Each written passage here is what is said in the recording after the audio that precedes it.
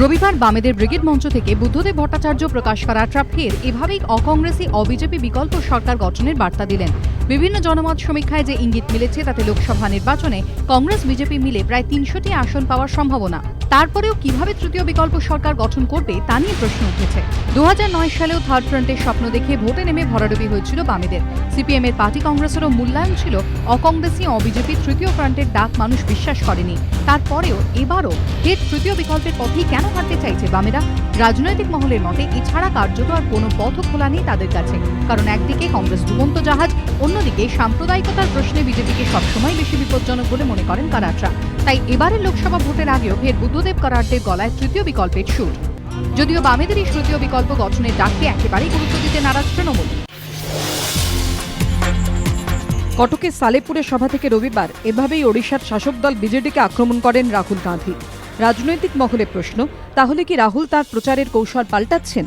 এতদিন রাহুলের নিশানায় থাকত মূলত বিজেপি ও তাদের প্রধানমন্ত্রী পদপ্রার্থী নরেন্দ্র মোদী। কিন্তু এখন রাহুল যেখানে সভা করতে যাচ্ছেন সেখানকার ইস্যুকে হাতিয়ার করে প্রতিপক্ষকে নিশানা করছেন। শনিবার গুজরাটে গিয়ে রাহুল আক্রমণ করেন নরেন্দ্র মোদীকে। আর এদিন ওড়িশায় রাহুলের নিশানায় বিজেডি তথা নবীন পটনায়কের সরকার। বিজেপি অবশ্য রাহুলের সমস্ত অভিযোগকে উড়িয়ে দিয়েছে।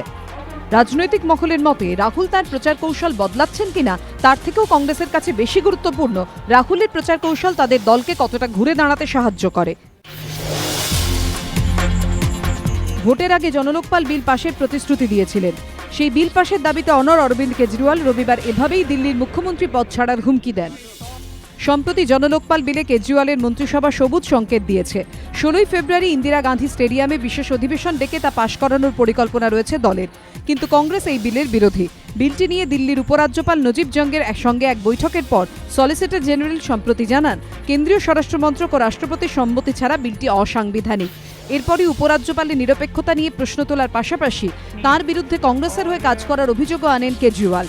এদিন এক ধাপ এগিয়ে তিনি মুখ্যমন্ত্রী পদ ছাড়ার হুমকি দেন।